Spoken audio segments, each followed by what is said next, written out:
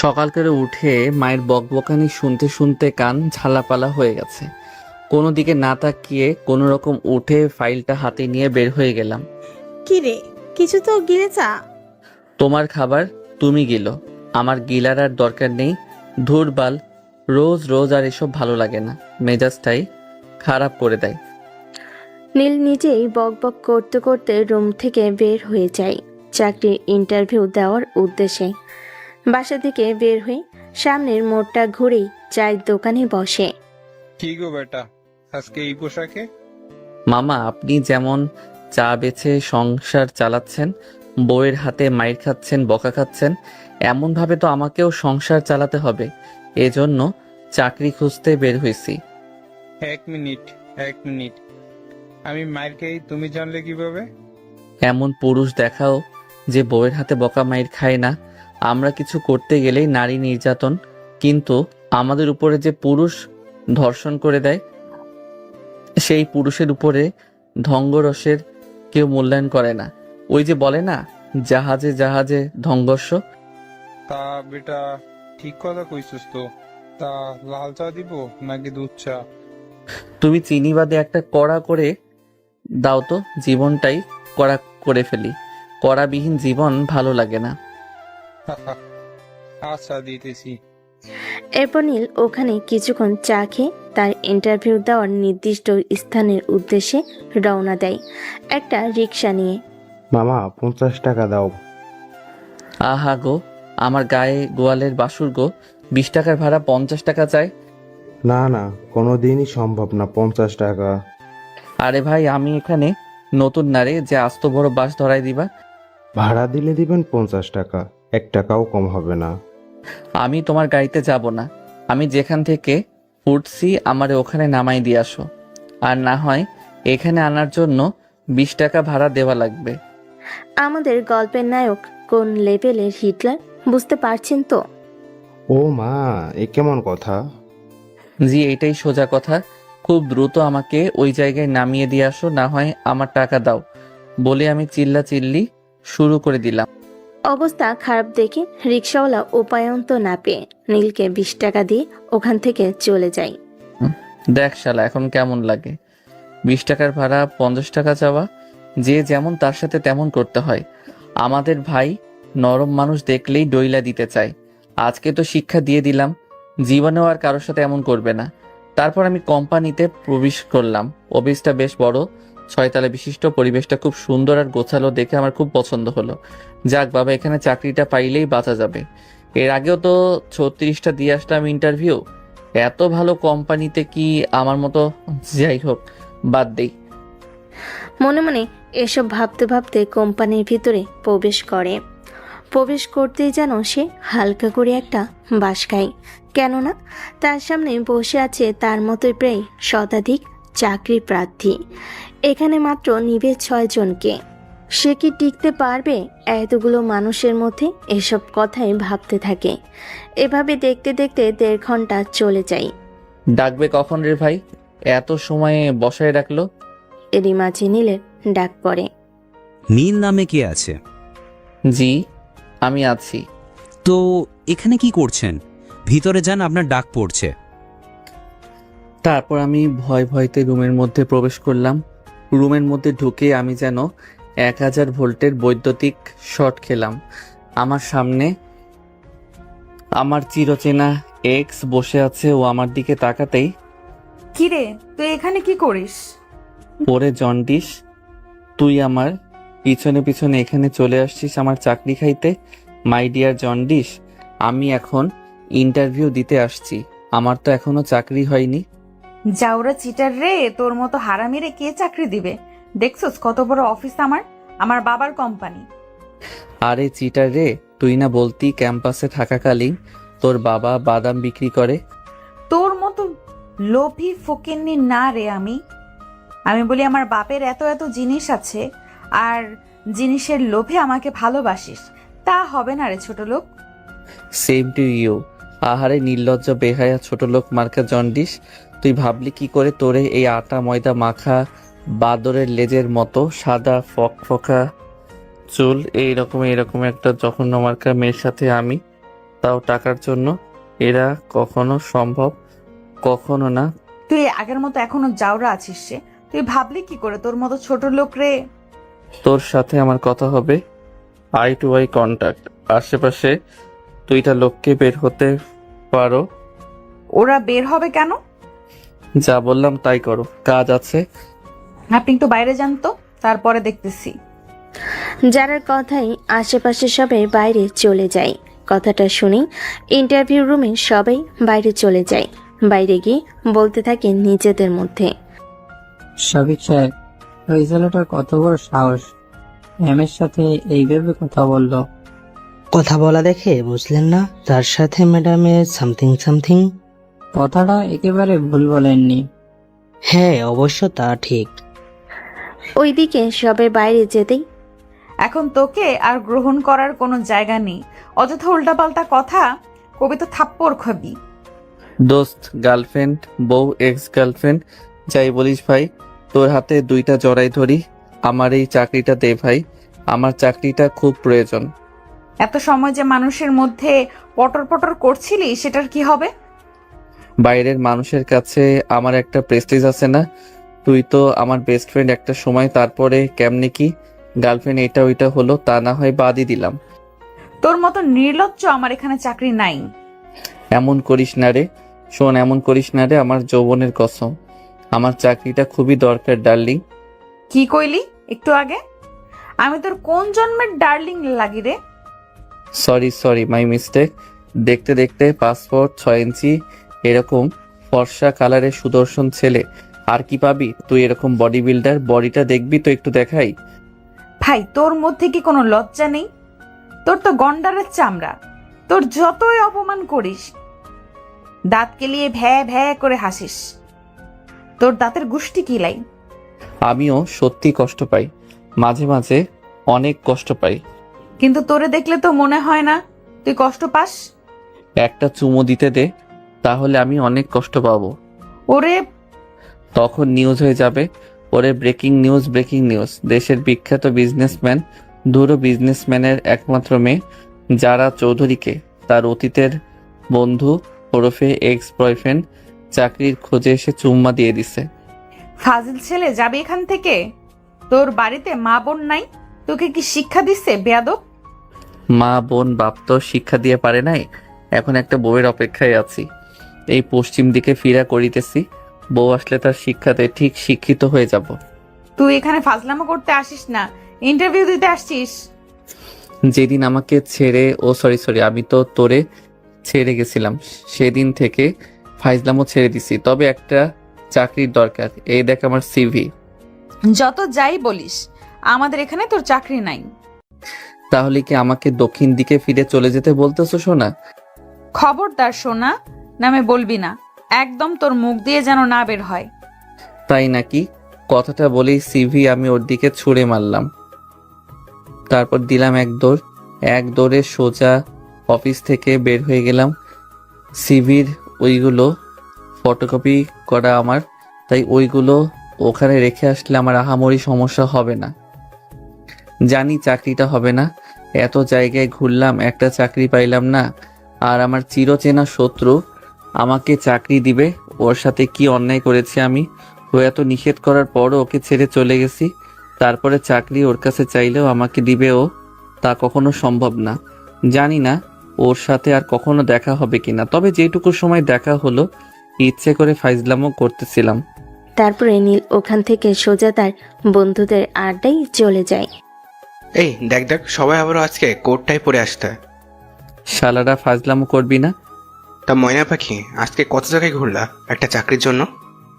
আরে একটা অফিসে গেছিলাম, ভাবছিলাম যে এই জায়গায় চাকরি হলে বেশ ভালোই হতো। গিয়ে দেখি যারা বসে আছে, ওইটা নাকি ওর বাপের অফিস।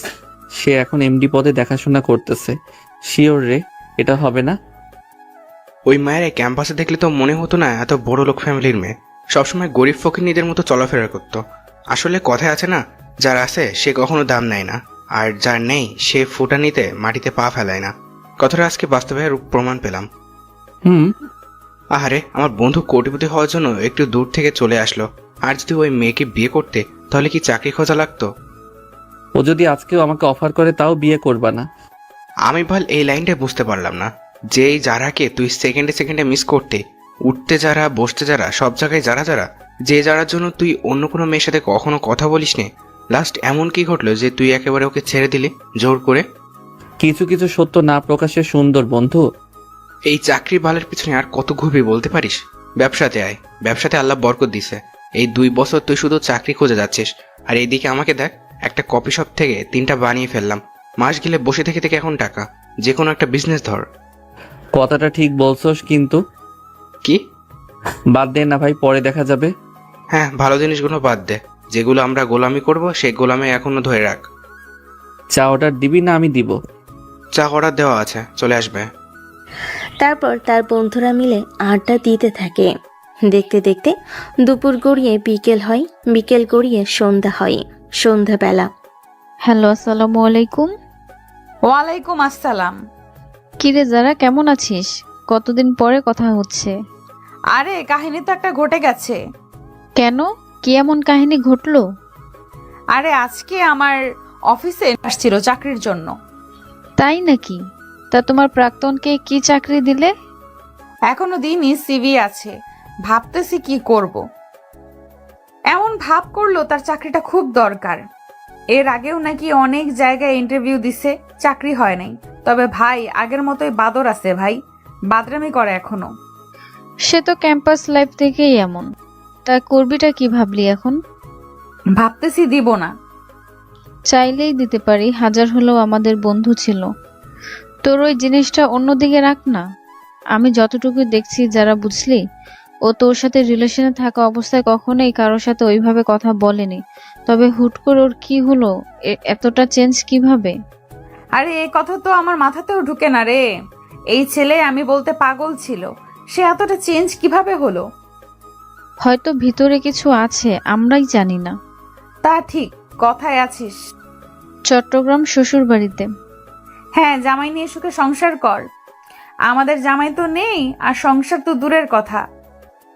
বিয়ে করে নে, তাহলেই তো জামাই পেয়ে যাবি। অন্য ছেলের উপরে তো ফিলিংস আসে না। যার উপরে আসে তাকেই না হয় আবার কর। ও আমার সাথে কি করছে মনে নেই তোর? ওরে কখনো মাফ করা যাবে না। কথাটা ঠিক। আচ্ছা এখন রাখি, ঢাকায় আসলে কল দিস। আচ্ছা ঠিক আছে। এদিকে দেখতে দেখতে প্রায় 8টা ছুঁই ছুঁই। দরজার ওপাশ থেকে কে যেন কলিং বেল বারবার দিচ্ছে। বিরক্ত হয়ে সাজিদা খাতুন দরজাটা খুলে দেয়। ও নবাবজাদা, আসেন, এসে আমাদের উদ্ধার করেন। একটু ভালো করে কথা বলা যায় না? আর কি ভালো করে কথা বলবো?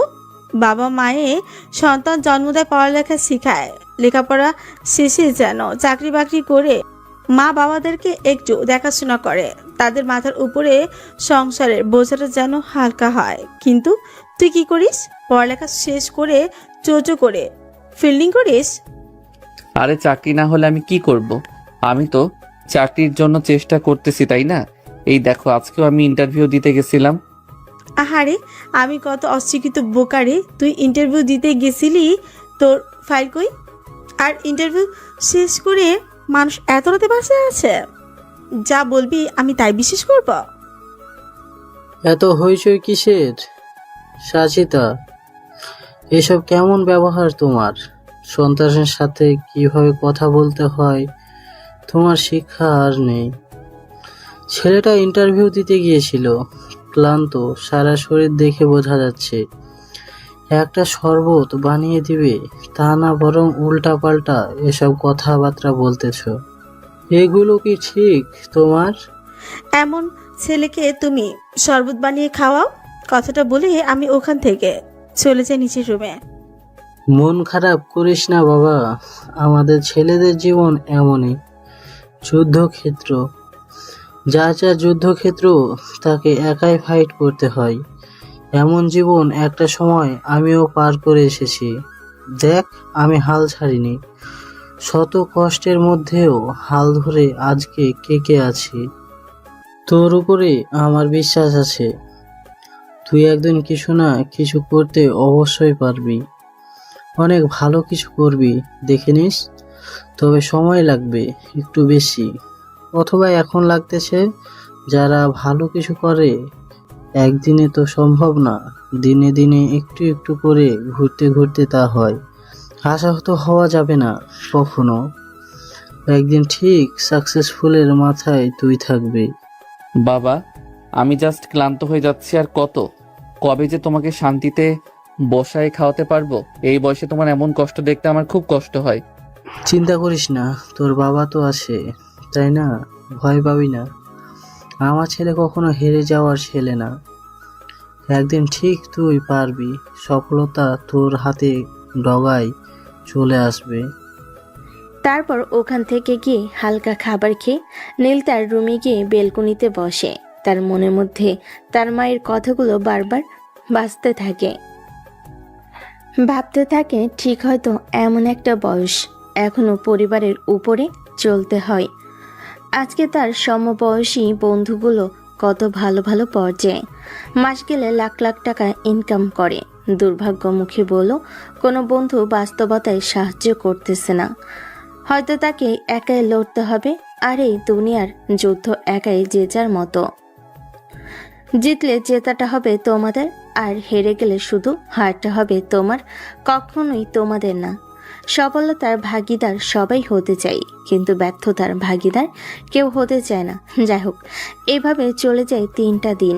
প্রতিনিয়ত নীলের সাথে যা ঘটে, এই 2টা দিনে সম্পূর্ণ একই অবস্থা।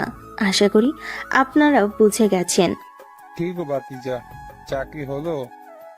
চাচা, এখন পর্যন্ত না, তবে ভাবতেছি তোমার পাশে একটা চায়ের দোকান দিব। তোমার ব্যবসার লাল বাতি ধরবে। না গো বেটা, এই কাজ করো না, আমার পরিবার না খেয়ে মরবে। তাহলে আমার চুল পাকাওয়ালা চাচা চাকরি পেলে তোমাকে জানাবো না? অবশ্যই জানাবো। তবে কাটা ঘায়ে নুনের ছিটা কেন দাও? দোকান আমি দিবই। তখনই আমার মোবাইলটা বেজে ওঠে। মোবাইলটা হাতে নিতেই দেখি আননোন নাম্বারে একটা নাম্বার। আমি আর দেরি না করে ফোনটা রিসিভ করলাম।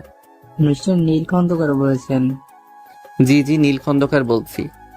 আমাদের আইকন ইন্ডাস্ট্রিয়াল অ্যান্ড লিমিটেড কোম্পানিতে সম্ভবত 2-3 দিন আগে আপনি একটা ইন্টারভিউ দিয়েছেন। ভাগ্যক্রমে আপনি ওই জায়গায় টিকে গিয়েছেন।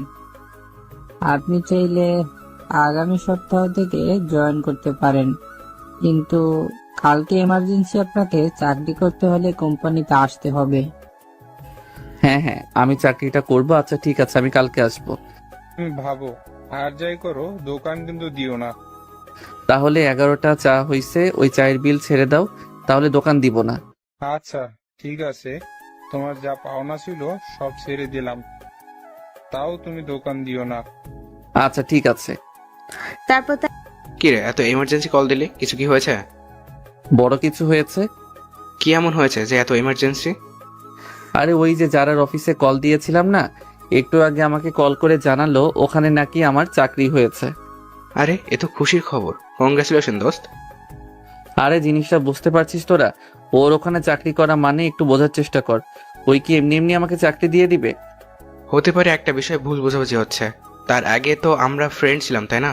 বন্ধুত্বের খাতিরও দিতে পারে, এত ভয় পাওয়ার দরকার নেই ভাই। আচ্ছা আপাতত জয়েন তো করি, দেখি কি হয়। হ্যাঁ, আমিও এটাই বলছি, ভালো লাগলে করবি, না গেলে বাদ। এত ভয় পাওয়ার দরকার নেই, সব ভালোভাবে হবে। বাবা, তুমি চাকরি পেয়ে গেছো, তোমার তো আর দোকান দেওয়া লাগবে না, তাহলে চায়ের বিলটা দিয়ে দিও। হ্যাঁ আচ্ছা চাচা, দিয়ে দিব। আমি তো মজা করছিলাম তোমার সাথে। খারাপ হতে পারি, কিন্তু আমার যৌবনে কলঙ্কের দাগ নেই। শালা তুই একটা জিনিস রে মামা। আদা পটল যাই আছে ওইসব বাদে সবকিছুই ধরতে পারিস। তারপর তারা ওখানে খানিকক্ষণ আড্ডা দেয়। আড্ডা দিয়ে যে যার বাসায় চলে যায়। দুপুর 2টা কিংবা এর একটু আশেপাশে হবে। কি রে ভাইয়া, এত সকাল সকাল বাড়িতে ফিরলি যে? কেন আগে আসতে পারি না? যে ভাইয়া আমার সন্ধ্যার আগে বাড়িতেই ফেরে না, সে ভাইয়া আমার এত সকালে বাড়িতে? বোন, তোর ভাইয়ের চাকরি হয়ে গেছে। কি বলিস, সত্যি নাকি? পরশুদিন একটা ইন্টারভিউ দিলাম না, ওখানে চাকরি হয়ে গেছে। একটু আগেই কল দিছে। স্যালারি কত ভাইয়া? এই ব্যাপারে কোনো কথা হয় নাই, কালকে গিয়ে সবকিছু কথা হবে। দাঁড়া, আমি সবাইকে বলে আসি, এত খুশির খবর। মা, মা, ও মা। কি ব্যাপার, এত চিল্লাচিল্লি করতেছিস কেন? ভাইয়া তো চাকরি হয়ে গেছে। তাই নাকি? সত্যি? হ্যাঁ মা, পরশুদিন ইন্টারভিউ দিল না, ওই জায়গায় চাকরি হয়ে গেছে। হ্যাঁ বাবা বলো। কই আছো বাবা এখন? সেখানে থাকি বাবা, কাজে। আজকে থেকে তোমার আর কোনো কাজ করা লাগবে না। একই কথা, আমি কাজ না করলে পরিবার চলবে কিভাবে? বাবা আমার চাকরি হয়ে গেছে। কথাটা বলে নীল হাউমা করে কান্না করে ওঠে। এদিকে তার বাবা কান্না করে দেয়। আজকে কান্নার দিন না বাবা, আজকে খুশির দিন। আমি জানতাম একটা সময় আমার ছেলে পারবে। আজকে আমার থেকে খুশি আর কেউ নেই এই পৃথিবীতে। সবাইকে মিষ্টি খাওয়াতে হবে, তো দাঁড়া আমি এক্ষুনি মিষ্টি আনছি। আচ্ছা আস্তে আস্তে আসো, তাড়াহুড়ো করে না, দেখে শুনে আসবে, গাড়ি ঘোড়া। আচ্ছা বাবা তুই চিন্তা করিস না। নীল, কই তুই? নীল বাবা আমার। হ্যাঁ মা বলো। শুনলাম তুই নাকি চাকরি পেয়েছিস। তা মাকে কি একবার বলতে ইচ্ছে করে না? এখনই বলতে যেতাম না। নীলের মা নীলের কপালে একটা চুমু এঁকে দেয়। এই না হয় আমার ছেলে। আমি জানতাম আমার ছেলে একবার না হলেও 10 বারের বার পারবে। তোকে নিয়ে গর্ব করি বাবা। আমার ছেলে, তুই আমার ছেলে। সারাদিন রোদ থেকে আসছিস, দাঁড়া এক গ্লাস শরবত নিয়ে আসি। নীলের মা রান্নাঘরে শরবত বানাতে চলে যায়। সোনিয়াও তার পিছনে পিছনে যায়। নীল বেলকুনিতে এসে বেলকুনি রড ধরে সূর্যের দিকে তাকায়। সূর্যের আলো তার গায়ে কেমন যেন ঝলসে দিচ্ছে। হাতে পায়ের পশম খাড়া হয়ে যাচ্ছে। আরান মনে মনে ভাবতে থাকে, পৃথিবী কতই অদ্ভুত। 2 দিনের ব্যবধানে একই সম্পর্ক, আকাশ পাতাল পার্থক্য। সবাই সাফল্য ছেলে খোঁজে, কিন্তু ওই ছেলেকে সাফল্য করা পর্যন্ত তার পাশে থাকে না। আমার নিজের মা আজকের এই ব্যবহারটা যদি আগের দিনগুলোতে পারতাম, তাহলে আমাকে অঝরে এতটা কাঁদতে হতো না। আসলেই পৃথিবীর নির্মাণ খেলা, যেখানে সাফল্য ছেলে ছাড়া পরিবারও গ্রহণ করে না। বিয়ে করতে গেলেও সফলতা, পরিবারের কাছে সফলতা, সমাজের কাছেও সফলতা। শুধু একটা মাত্র জায়গায় সফলতা লাগে না। তবু তিনি চোখ দিয়ে দেখতে দিচ্ছেন, মুখ দিয়ে খাইতে দিচ্ছেন, নাক দিয়ে নিঃশ্বাস নিতে দিতেছে, কান দিয়ে শুনতে দিতেছে, সবকিছু বোঝার মতো মস্তি করতেছে। সারা শরীরে অঙ্গে রক্ত চলাচল করতেছে, হার্টবিট নড়তেছে সেকেন্ডে সেকেন্ডে। যে ফুসফুস 1 মিনিট বন্ধ হলে মানুষ বাঁচতে পারে না, তার রহমতে দিনের পর দিন একটানা নড়ে যাচ্ছে। 2টা হাত দিয়েছে, 2টা পা দিয়েছি, তবুও আমরা তাকে স্মরণ করি না, তার অস্তিত্বকে অস্বীকার করি। তাকে দিন শেষে একবার নামাজে বসে ভালোবাসি বলতে পারি না। আমরা কতটা অধম জাতি। হে করুণাময় আল্লাহ, আমাদের এই অধমতা থেকে তোমার প্রতি সফলতা দান করো, আমাদেরকে মাফ করো। পরের দিন বেশ সকাল সকাল আমি উঠে পড়ি, কেননা আজকে প্রথম দিন দেরি হলে চাকরির 12টা বেজে যাবে। কি রে ভাইয়া, এত তাড়াতাড়ি আজকে? বুঝতে তো পারছিস, প্রথম দিন দেরি করলে যদি আবার সমস্যা হয়। যে ভাইয়া কখনো 11টা-12টার আগে ঘুম থেকেই উঠতো না, সেই ভাইয়া সকাল 7টায় উঠে পড়েছে। প্রয়োজনের খাতিরে অনেক কিছু জীবনে পরিবর্তন করতে হয়। বুঝতে পারলাম। চল ফ্রেশ হয়ে টেবিলে আয়, খাবার রেডি। এত সকাল সকাল আমার জন্য কে করলো? কেন আম্মু? জি আম্মু। সকাল সকাল তো দূরের কথা, 11টা-12টার দিকে খাবার দিতে চাইতো না সে, এখন এত তাড়াতাড়ি? অতীতের কথা ভুলে যেত ভাইয়া, যা হয়েছে তো হয়েছে। এখন আবার নতুন করে মন খারাপ করিস না। আম্মু একটু বেশি খারাপ ব্যবহার করতে তোর সাথে, ওসবের জন্য আম্মুকে মাফ করে দে। দূর পাগল, এই জন্য কি কেউ বলে? আমি কিচ্ছু মনে করিনি, হাজার হলেও তো আমার মা, তাই না? আমায় না, বল আমাদের। আচ্ছা বাবা, তোর কথাই ঠিক হলো। তারপর আমি সোনিয়ার সাথে গল্প করতে করতে খাবার টেবিলে বসে খাবার খেতে বসলাম। তখন কোথা থেকে দেখলাম আব্বু আম্মু আসলো। এসে আমার প্লেটে এইটা ওইটা বেড়ে দিতে লাগলো। আমি কোনো কথা না বলে চুপচাপ খেতে থাকলাম। আসলেই ভালোবাসা পেতে হলে আমাদের ছেলেদের টাকার কোনো বিকল্প নেই। টাকা আমাদের লাগবেই। ও আমার পরিচয় এখনো তো তা হলো না। ইতিমধ্যে আপনারা বুঝে গেছেন আমি আমার ছোট্ট একটা বোন, মা, এই নিয়ে সংসার। আমাদের জীবন। ছোট্ট বোনটা এখন ক্লাস 8-এ পড়ে আর আমি গ্র্যাজুয়েট শেষ করে 2টা বছর চাকরির দুয়ারে দুয়ারে ঘুরতেছিলাম। পরিশেষে কোনো রকম একটা চাকরির ব্যবস্থা করতে পারি। কিভাবে পারি আপনারা তো বুঝতেই পারছেন। আপনাদের সাথে কথা বলতে বলতে খাবার শেষ করে অফিসের উদ্দেশ্যে একটি গাড়ি নিয়ে রওনা দিলাম। ও বলা বাহুল্য, আমার নিজস্ব গাড়ি না থাকে সবসময় ভাড়ার গাড়িটাই যাতায়াত করি। কিছু সময়ের মধ্যে আমি নির্দিষ্ট লক্ষ্যে পৌঁছে গেলাম। সাদা কালারের শার্ট, কালো টাই এবং কালো কোট এবং কালো কালারের প্যান্ট, কালো কালারের শুজ। মাথাটা খুব সুন্দরভাবে আঁচড়ানো, হাতে কালো কালারের একটা ঘড়ি। সব মিলিয়ে নীলকে একেবারে অসাধারণ লাগছিল বলা বাহুল্য। তারপর নীল খানিকটা নার্ভাস ফিল করতে লাগলো। নার্ভাস অবস্থা আস্তে আস্তে গুটি গুটি পায়ে অফিসের মধ্যে প্রবেশ করলো। কে আপনি? আমার এখানে কালকে চাকরি হয়েছে। আজকে আমার জয়েনিং ডেট। ম্যানেজারের রুমটা কোন দিকে? ও আচ্ছা, সালাম স্যার, আমি এখানকার পিয়ন। যে কোনো সমস্যায় আমাকে পাশে পাবেন, আমাকে নির্দ্বিধায় বলতে পারেন। ও আচ্ছা, ঠিক আছে। তারপরে নীল নির্দিষ্ট কক্ষের দিকে রওনা দিল। খানিকক্ষণ পর সে পৌঁছেও গেল। ভিতরে আসবো স্যার? Yes, coming. আমি নীল বলছিলাম যে কালকে আমাকে চাকরিটা দেওয়া হয়েছে। আজকে আমার জয়েনিং ডে। ও আচ্ছা, তুমি সেই নীল। ম্যাম তোমার কথা বলেছে আমায়। তোমার কেবিনটা ম্যামের কেবিনের ঠিক পাশে পড়েছে। পাশে যা আউটডোর আছে না, ওর সাথে যে ডেস্ক, ওখানে তোমার। কিন্তু স্যার, যেই দিন আসার সময় ইন্টারভিউ আমি দিয়েছিলাম ওই দিন তো এখানে কোনো ডেক ছিল না। কোথায় কখন কি থাকবে আর থাকবে না সেটা তোমার দেখার বিষয় না। Yes sir. তোমার কাজ ম্যাডাম বুঝিয়ে দিবে। আচ্ছা। নীল বিড়বিড় করে বলতে বলতে তার ডেস্কের দিকে যেতে থাকে। শালা খাটাস কোথাকাররা, সবগুলোই শালা 2 নাম্বার। বুদ্ধি করে পেটিটার সামনে আমার ডেস্কটা দিছে যাতে আমাকে জ্বালাতে পারে। আমি কি এসব বুদ্ধি বুঝি না? সবই বুঝি, সবই বুঝি। তবে তুমি নীলকে চিনো না মনা, একেবারে জায়গা মতো সিল মেরে দিব।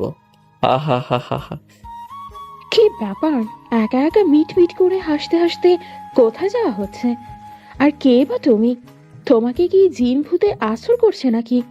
হুট করে অপরিচিত মেয়ের কণ্ঠে কথাটা শুনে হকচকিয়ে ওঠে নীল। এই যে মিস্টার, কথা বলেন না কেন? কি কথা বলবো? আলু, বেগুন, টমেটো, বাঁধাকপি, ফুলকপি এইগুলোকে বলে নাকি কেউ? কেন, বাজার করতে গেলে বলে না বুঝি? বলে। তারপর এখানে কি কি মানে? তুমি কি নতুন জয়েনিং করছো নাকি? জি হ্যাঁ, আজ থেকে জয়েনিং করলাম। তবে এখন পর্যন্ত জানতে পারলাম না আমার স্যালারি কত। এটা আবার কেমন জব? পাগল তুমি না আমি? তুমি চাকরি করার আগে ভালো করে খোঁজ খবর নিবে না যে তোমার স্যালারি কত? কথাটা তুমি দারুণ বলছো। আমার তো খোঁজ খবর নেওয়ার দরকার ছিল। দাঁড়াও আমি দেখতেছি। কথাটা বলে তার সাথে কথা না বলে আমি তাড়াহুড়ো করে নিজের ডেস্কের দিকে চলে গেলাম। ছেলেটা চলে যাওয়ার পরে আমি পেছন ফিরে তাকাতে ডান দিকে হক চেঁচিয়ে উঠলাম। তখনই পরপুরুষের সাথে কথা বলতে খুব দারুণ লাগে। আমার কোম্পানিটি কি প্রেমের লীলা খেলা করার জায়গা? ম্যাডাম, তেমন কিছু না, আপনি ভুল বুঝতেছেন। বুঝাবুঝি পরের হিসাব। তোরে যদি আর একবার ওর ধারের কাছে দেখেছি, তোরে আমি আস্ত রাখবো না, মনে রাখিস। আউট। সোজা নিজের ডেস্কে গিয়ে কাজ কর। Yes madam. কি এই তোতলাচ্ছিস? এখান থেকে যাবি সোজা ডেস্কে। তারপরে পরশু দিনের ফাইলগুলো সব কমপ্লিট করবি। 2 ঘন্টার মধ্যে কেবিনে ফাইল চাই আমার। আচ্ছা ম্যাডাম, ঠিক আছে। গো। এরপর আর কোনো কথা না বলে কাঠি তার কাজে চলে যায় আর যারা গিয়ে তার ডেস্কে বসে। এভাবে চলে যায় কিছুক্ষণ। আপনি নীল না? স্যার, বড় ম্যাডাম আপনাকে ডাকছে। কেন? আমি কি করে বলবো কেন? আচ্ছা, তারপরে পিয়নটা চলে যায়। না জানি পেতনি আবার কি জন্য ডাকছে। আমাকে যে কি শাস্তি দিবে আল্লাহই জানে। তারপরও এক বুক সাহস নিয়ে তার দরজার সামনে হাজির। ম্যাডাম আসবো? হ্যাঁ কামিং। তারা নীল সাহেব কেমন যাচ্ছে অফিস? এত সময় তো ভালোই ছিলাম, তবে এখন বুকের মধ্যে ধপধপ করতেছে। ধরফর করার কারণ কি জানা যাবে? আমার সামনে একটা পেতনি বসে আছে, আমার ভয় লাগতেছে। না জানি কখন আমার ঘাড় মটকে দিবে। আপনি কি আমাকে মিন করে কিছু বললেন? না, এ কখনোই হতে পারে না। আপনাকে আমি মিন করে বলতেই পারি না। এই যে এখানে 19টা ফাইল আছে, আজকে কমপ্লিট করে যাবেন। ও ভালো কথা, চাকরির জন্য আপনি যে বন্ডটাতে সাইন করেছেন মনে আছে? জি হ্যাঁ। আপনি কি বিষয়টা ভালো করে পড়েছেন? মোটামুটি সবই পড়ছি, তবে আমার স্যালারিটা কত সেটাই তো এখনো পর্যন্ত জানলাম না। বাবার টাকার প্রতি অনেক লোভ আপনার। আজব তো, টাকার জন্যই তো সবাই জব করে। তাই নাকি? জি। আপনি যে সাইন করেছেন তার নিজের পাতাগুলো পড়েছেন ভালো করে? ওখানে কিন্তু লেখা আছে আপনি চাইলেও 3 বছরের আগে এখান থেকে কোথাও যেতে পারবেন না।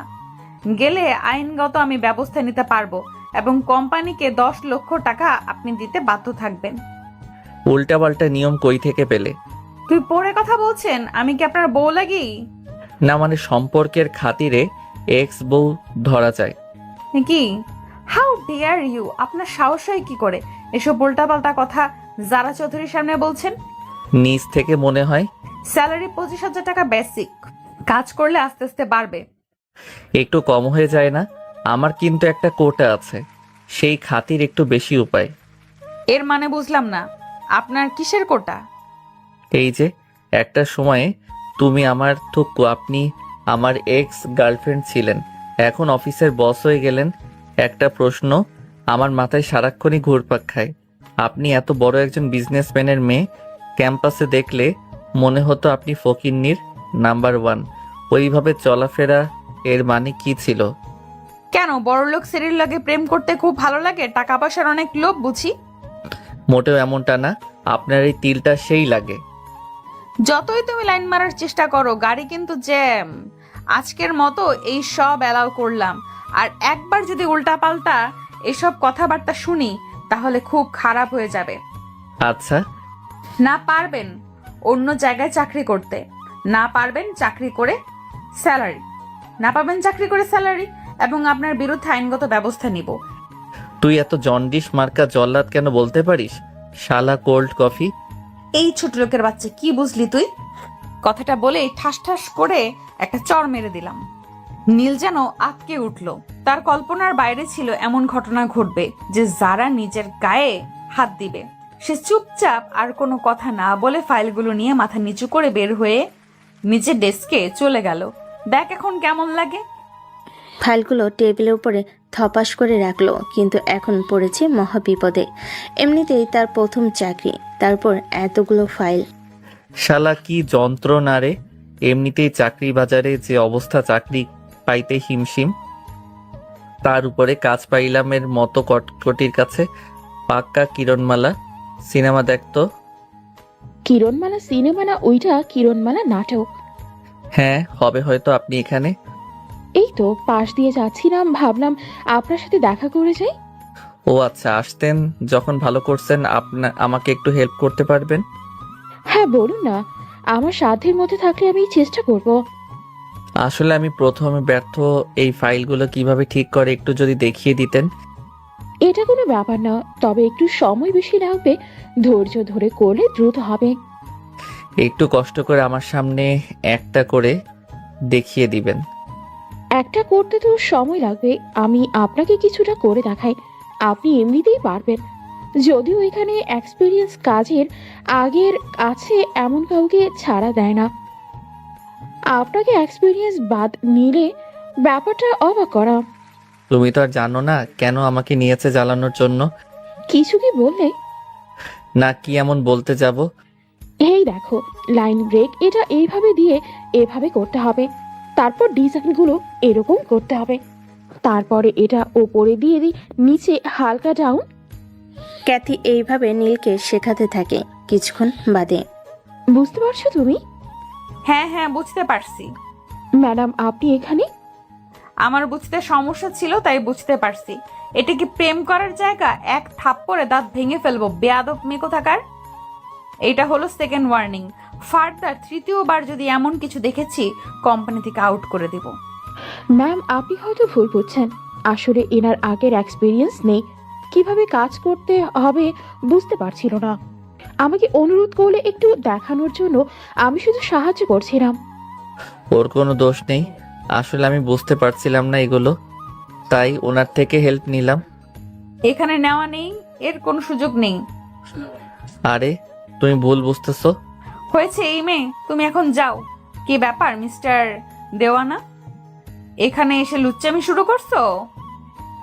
কথার উত্তরে কোনো প্রত্যুত্তর নেই। রাগে গজগজ করতে করতে নীলের হাত টেবিলের উপর ছিল, তার উপরে কলমের উল্টো পেট দিয়ে জোরে একটা আঘাত করে সেখান থেকে চলে যায়। নীলের হাতটা কেমন যেন থেতলে যায়, হাতটা ব্যথা করতে শুরু করে। সে চুপচাপ হাত ধরে বসে আছে। ও মা গো। আমি ওখান থেকে নিজের রুমে এসে বসে প্রশান্তিময় হাসতে থাকি। এ কি মেয়ের পাল্লায় পড়লাম রে বাবা, এমন একটা জায়গায় ফেসে গেলাম, না ডানে যাইতে পারতেছি, না বামে যাইতে পারতেছি, না সামনে পিছনে। এরই মাঝে যার ফোনটা বেজে ওঠে। হ্যাঁ মা, বলো।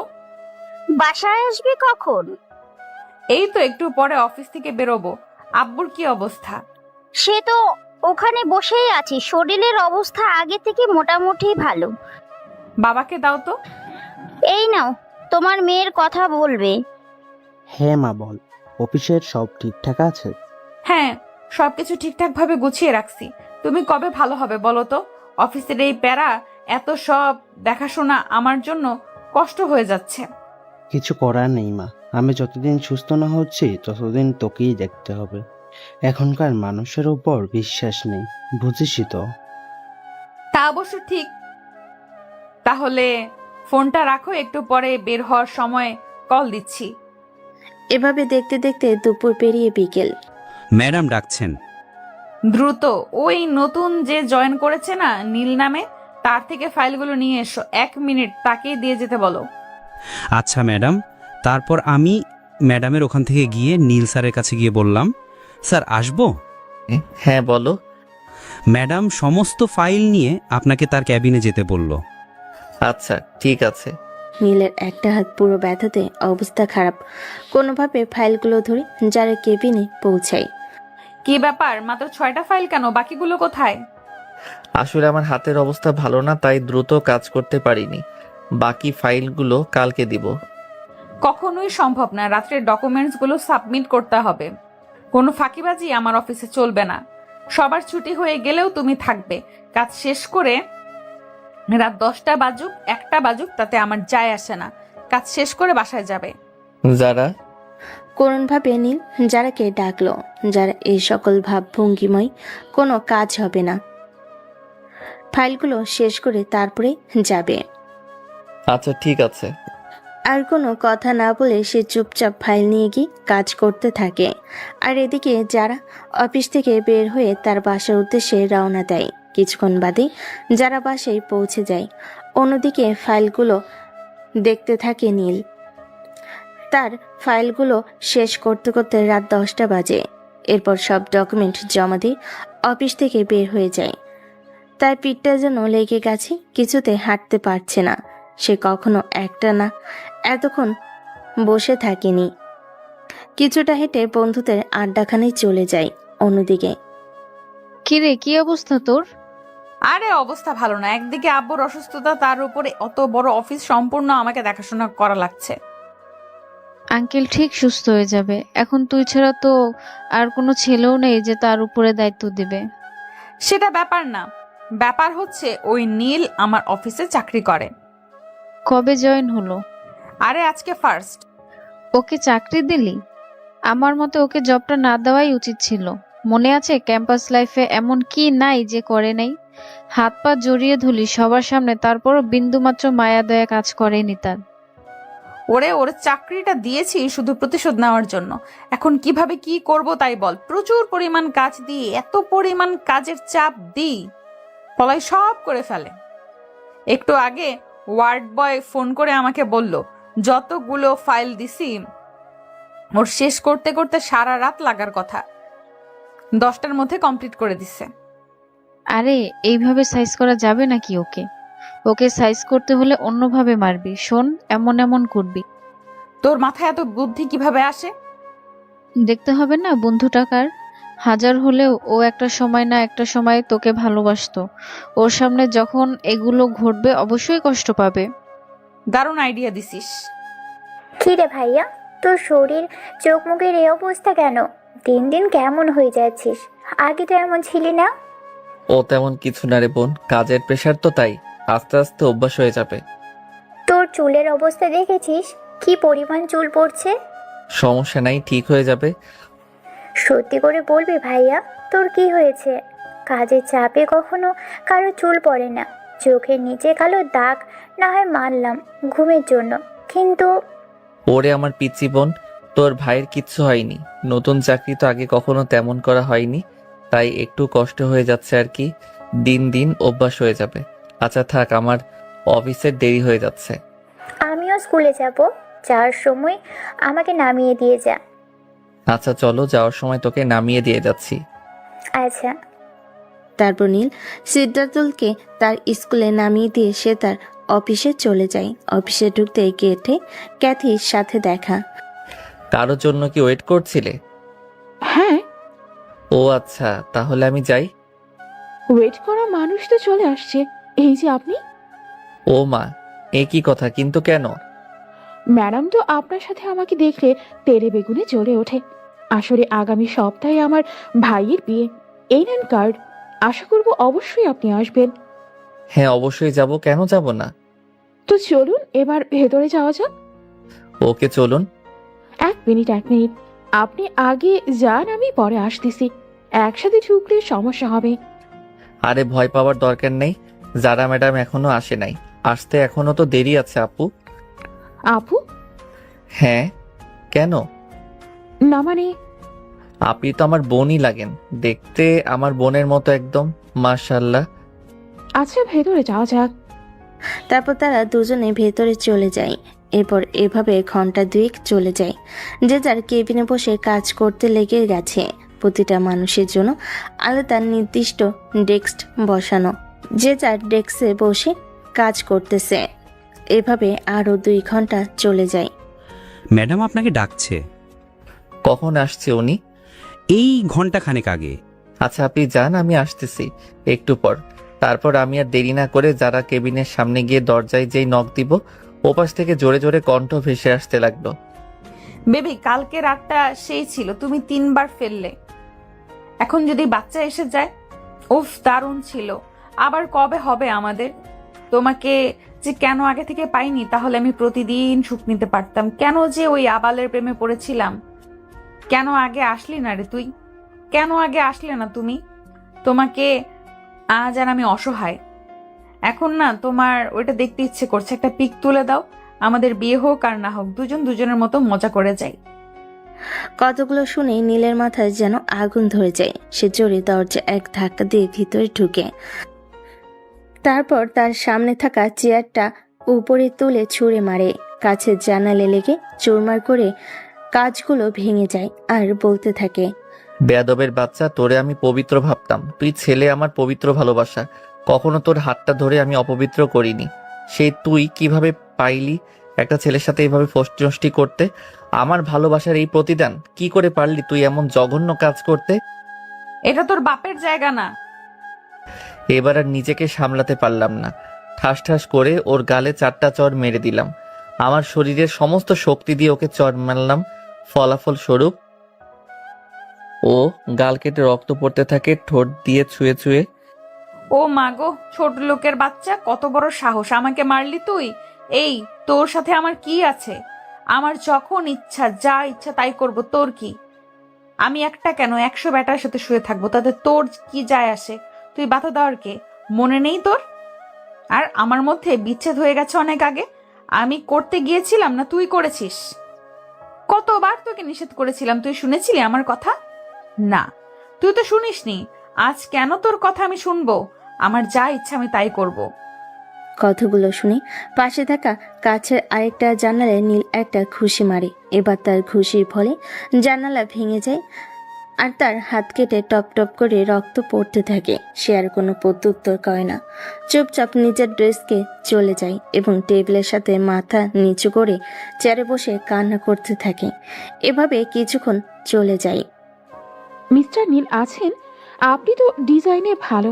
আমার এই ডিজাইনটা কি কালার করা যায় বলেন তো? তখন আমি মাথা তুলে ক্যাথির দিকে তাকালাম। এ কি, আপনার চোখে পানি কেন? ওমা, হাতে কি অবস্থা! এভাবে রক্ত বের হলে একটু সময় রক্তের শূন্যতায় মারা যাবেন আপনি। আমি আমার ওড়না থেকে একটা সাইড কিছুটা অংশ নিলাম, তারপরে তার হাতটা জোর করে বেঁধে দিলাম। আপনাকে এক্ষুনি হসপিটালে যেতে হবে। সে তখন কোনো উত্তর না দিয়ে আমাকে পাশ কাটিয়ে উঠে ওখান থেকে চলে গেল। আমি অপলক দৃষ্টিতে তার চলে যাওয়ার দিকে তাকিয়ে আছি। আমি ওখান থেকে উঠে যে বাইরে আসতে যাব, আমার সামনে ম্যাম পড়ে। নীল কোথায়? জানি না ম্যাম, কিছু কি হয়েছে? দেখলাম নীল কান্না করতেছিল। আমি শুনেছি ছেলেরা কখনো কান্না করে না, কিন্তু যখন কষ্টের মাত্রা অতিরিক্ত বেড়ে যায় তারা নিজেকে ধরে রাখতে পারে না, না চাইতেও কান্না করে দেয়। তবে আজকে নীলের কান্না দেখে আমি সত্যি হতবাক। আজ ওর হাত দিয়ে প্রচুর পরিমাণে রক্ত বের হচ্ছিল। তাড়াহুড়ো করে আমি আমার ওড়নার একটা সাইড কিছু কাপড় ছিঁড়ে বেঁধে দিয়েছি। ওনাকে হাসপাতালে যাওয়ার কথা বলে উনি উঠে কোথায় যেন চলে গেল। ম্যাম, আপনার ঠোঁট দিয়ে তো অনবরত রক্ত পড়তেছে। ও আচ্ছা, কথাটা বলে আমি পাশ কাটিয়ে বের হয়ে গাড়িটা হসপিটালের উদ্দেশ্যে রওনা দিলাম আমার ঠোঁটের রক্ত বন্ধ করার জন্য। চেপে ধরে রাখা বন্ধ হচ্ছে না, মনে হয় গভীর ক্ষত হয়ে গেছে। হাসপাতাল থেকে আমি হালকা ট্রিটমেন্ট নিয়ে বাসার উদ্দেশ্যে রওনা দিলাম। কিছুক্ষণ বাদেই বাসায় পৌঁছে গেলাম। কিরে, তোর হাতের এই অবস্থা কেন? ও তেমন কিছু না। আরে শালা, দেখতেছি হাত দিয়ে রক্ত পড়তেছে। বাদ দিব পরে, আগে ওয়াইন দে। সবসময় কি এসব নিয়ে বসে থাকি বল? দোকান থেকে আনতে হবে। এর আগে চল, তোকে নিয়ে হাসপাতালে যেতে হবে। তোর হাতের অবস্থা ভালো না। আরে যাওয়া লাগবে না। আবার কথা বলিস? কতখানি কেটে গেছে দেখছিস? আমি জানি জাকারিয়ার কথার সাথে আমি পারবো না, তাই আর কোনো প্রত্যুত্তর না দিয়ে তার সাথে হাসপাতালে গেলাম। হাসপাতাল থেকে হাতে 2টা সেলাই দিয়ে ব্যান্ডেজ করে দিল। সেলাই করতে যত না ব্যথা করছে তার থেকে বেশি তীব্র যন্ত্রণা যেন আমার বুকের মধ্যে চলতেছে। ভালোবাসার পরিণাম কি এমনই ব্যথা? তারপর জাকারিয়া তার সাথে করে নিয়ে আমাকে বাসায় পৌঁছে দেয়। চিন্তা করিস না, সব ঠিক হয়ে যাবে। আর শোন, ওষুধগুলো ঠিক মতো খাইস। না থাক, তোকে বললে কাজ হবে না। আন্টি বা তোর বোনকে বলেই যায়। কলিং বেল বাজা। আর আমি খেয়ে নিব, সমস্যা নেই। বুঝলাম না তো, তোকে এমন দেখাচ্ছে কেন? কোনো কারণে কি তুই খুব টেনশনে আছিস? তোর মুখের ফেসটা কেমন বদলে গেছে। তোকে বাজাতে হবে না, আমি বাজাচ্ছি। তারপরে আমি কলিং বেল বাজালাম। কলিং বেল দিতে কিছুক্ষণ পর দরজাটা খুলে যায়। কিরে ভাই, তোর কি অবস্থা? এমন অবস্থা কিভাবে হলো? হাতে ব্যান্ডেজ কেন? ও তেমন কিছু না, ছোট্ট একটা অ্যাক্সিডেন্ট। তাই বলে এতখানি ব্যান্ডেজ? চিন্তা করিও না আপু, ঠিক হয়ে যাবে। আর এই যে ওষুধের প্রেসক্রিপশন, ঠিকমতো ওষুধ খাইয়ে দিও। ওরে বললে তো খাবে না, তাই তোমাকে বলে গেলাম। কি ব্যাপার, কি হয়েছে এখানে? তেমন কিছু না আন্টি, জাকারিয়া ছোট একটা অ্যাক্সিডেন্ট। এই হাতের কি অবস্থা হয়েছে? কোথায় ছিলি বাবা? কিভাবে হলো? ইস, আমার লক্ষ্মী ছেলে রে, তোর জন্য আমার ভিতরটা পড়ে যাচ্ছে। এমন নাটক আর করার জায়গা পাও না। না, তোমার এই টাকার বিনিময়ে ভালোবাসা আমার খুব দরকার নাই। যতদিন একটা চাকরি ছিল না, 2 চোখের বিষ ছিলাম আমি। আর এখন যেই চাকরি হয়েছে আমার জন্য তোমার ভিতর পুড়ে যাচ্ছে।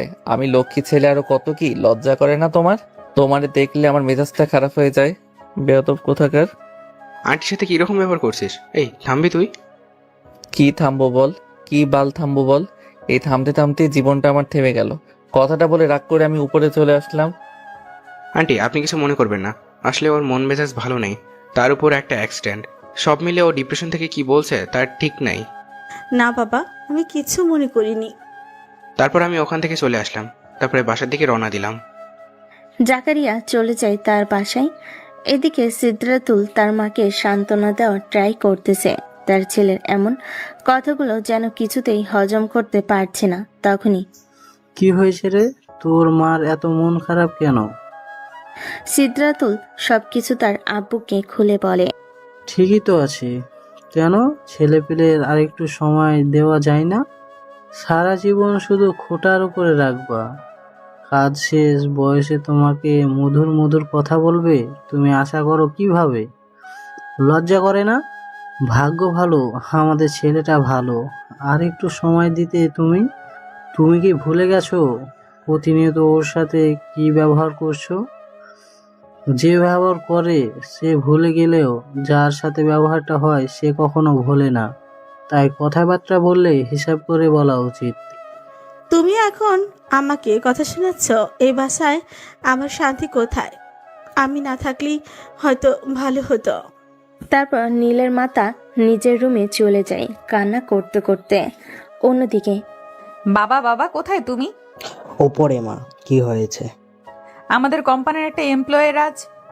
সেটা পরে বলি, আগে বল তোর ঠোঁট কেন কাটলো আর মুখে কেমন ফোলা ফোলা লাগছে, কি হয়েছে মা তোর? বাড়ির বাইরে থেকে চিৎকার করতে করতে ভেতরে আসলি, কি হয়েছে বলবি তো? আমার মেয়ের কি হলো গো, হায় আল্লাহ গো। নাকি কান্না থামাবা তুমি? কি হয়েছে বলবি তো? আমাদের কোম্পানিতে নতুন কিছু লোক নেওয়া হয়নি, ওখান থেকে একটা ছেলে আমার গায়ে আজকে হাত তুলেছে। কি? হ্যাঁ বাবা, আমি কি করতাম? এতগুলো মানুষের মধ্যে একটা মেয়ে। অফিসের মধ্যে আর কেউ ছিল না? এত এত টাকা মাসে বেতন দেওয়া হয় সবাইকে, কেউ কি এর প্রতিবাদ করেনি? সবগুলোকে বের করে দিব। কত বড় স্পর্ধা আমার মেয়ের গায়ে হাত দেয়, জীবনে প্রথম শুনলাম কোনো কর্মচারীরা তার ম্যাডামের উপরে হাত তুলেছে। 1 মিনিট দাঁড়া তুই। শিকদার সাহেব পকেট থেকে ফোন বের করে কাকে যেন কল করে আর বলতে থাকে, ইন্সপেক্টর তরুণ, আপনি কোথায় এখন? আরে শিকদার সাহেব যে, কি মনে করে আজ আমাকে কল করলেন? কিভাবে সাহায্য করতে পারি আমি? কোথায় আছেন আপনি এখন? আমি তো থানাতেই আছি। একটা ছেলে আমার মেয়ের গায়ে হাত তুলেছে, ছেলেটাকে তুলে নিয়ে গিয়ে এমন ভাবে মারবেন যেন ভবিষ্যতে কারোর সাথে এমন করতে গেলে দুবার ভাবে। অবশ্যই শিকদার সাহেব, ছেলেটার ঠিকানা দেন। ঠিকানা জানিস না ওর? ওর ঠিকানাটা? ওর বাসার। এই নে ফোন, ঠিকানা দিয়ে দে ওর বাসার।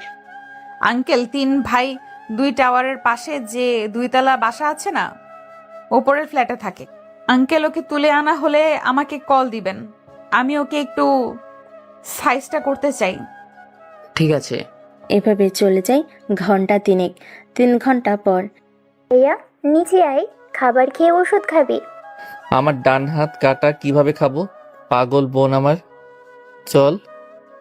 ভাইয়া শোন, আম্মুই না তখনকার ব্যবহারের জন্য অনেক কষ্ট পাইছে। তুই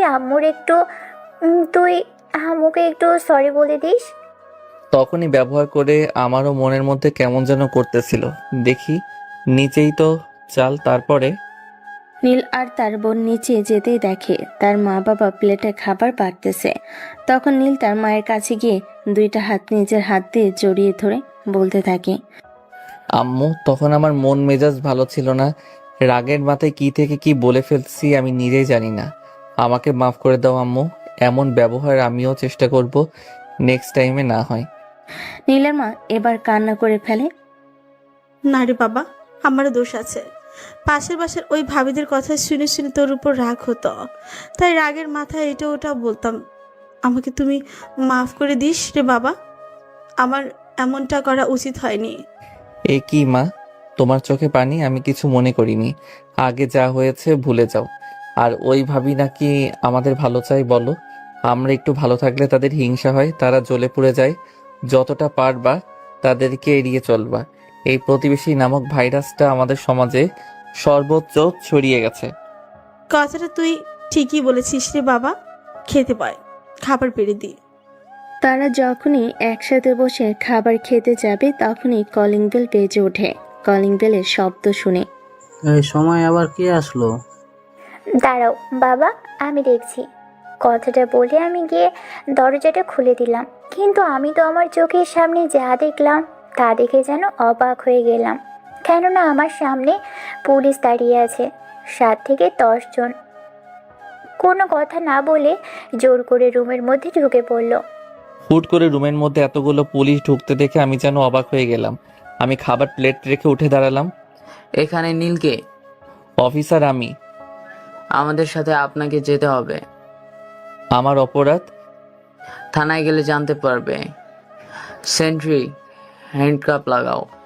আমি আপনাদের সাথে যাচ্ছি, কিন্তু খাবারের হাতটা হওয়ার সুযোগ তো দিবেন। কথাটা বলেই পুলিশ খাবারের জগ নিয়ে গিয়ে হ্যান্ডকাপটা পরানো দুইটা হাতের উপর ঢেলে দেয় পানি, আর জগ ভর্তি পানি সমস্ত ফ্লোরে গড়িয়ে পড়ে। এটা কেমন ধরনের ব্যবহার পুলিশ অফিসার? আমার ছেলে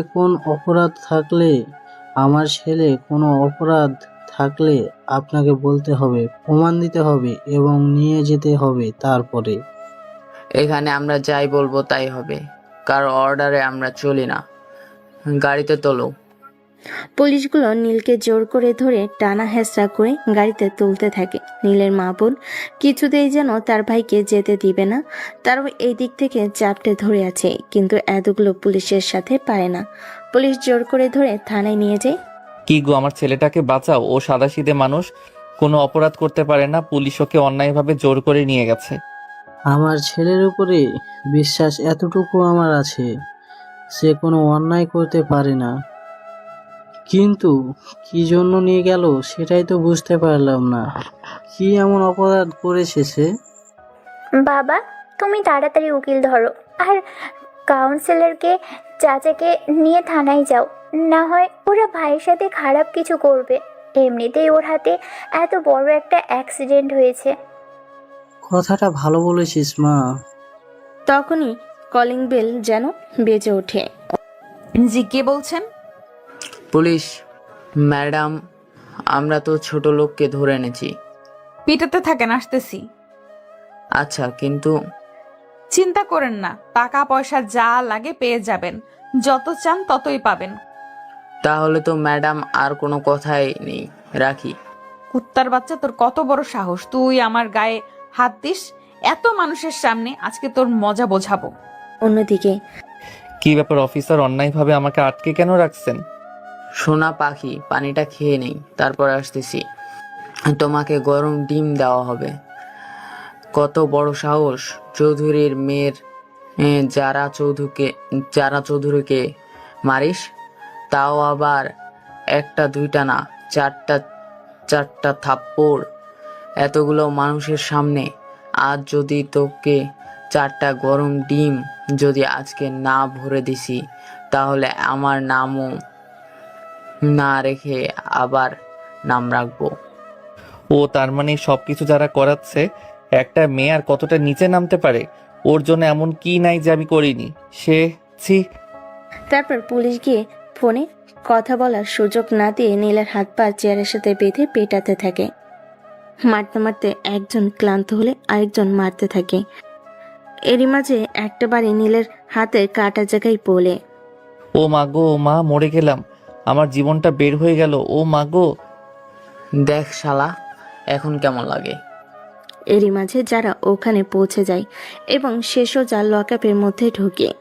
কি ব্যাপার, জামাই আদর কেমন লাগলো? এই মানুষ না অন্য কিছু। ম্যাডাম দেখেন, ওর উপর থেকে নিচ পর্যন্ত প্রত্যেকটা অঙ্গ প্রত্যঙ্গ মারতে মারতে থেতল করে দিছি। ওর হাত দিয়ে দেখেন কি পরিমাণ রক্ত পড়ছে। আপনারা বাইরে যান, ওকে আমি সাইজ তো করব। এই তোমরা সবাই আমার সাথে বাইরে চলো। কিন্তু ম্যাডাম?